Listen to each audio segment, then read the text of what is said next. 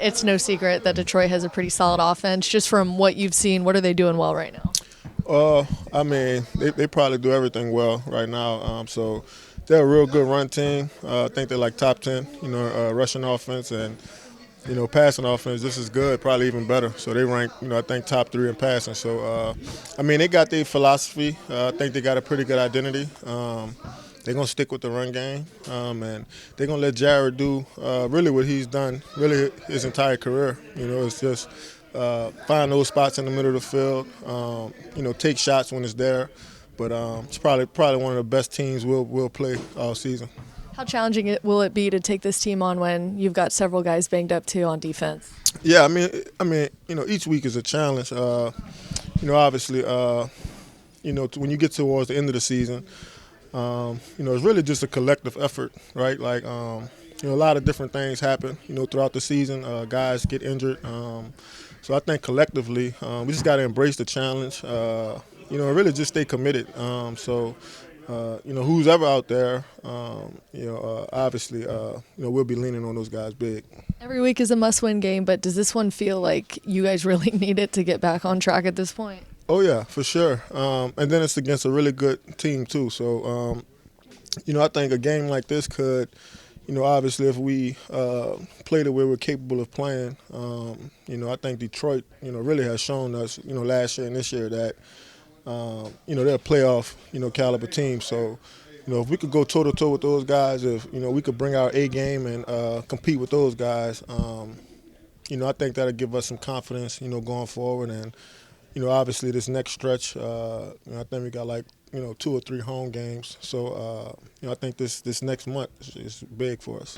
DA said that they're going to be doing some more red zone work on Thursday this week, not just on Friday. What do you guys get out of that defensively, even though it seems like it's more for the offense?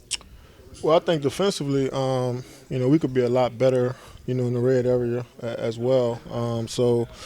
Obviously defensively, you never want to let teams down there, but when you do, you kind of want to, put a bottle cap on it, try to limit those guys to a field goal or, possibly take the ball away. So, that's an area that we need to improve in. So, it's probably a workout in our benefit, if we're able to kind of get 2, 3 days of work, in that area. What can you do to help challenge the offense to help make them better in that area? Defensively, like I said, we need to try our best to, when teams get down there, limit them to 3 points. But I think the biggest way you can help your offense is just defending every blade of grass, trying to take the ball away.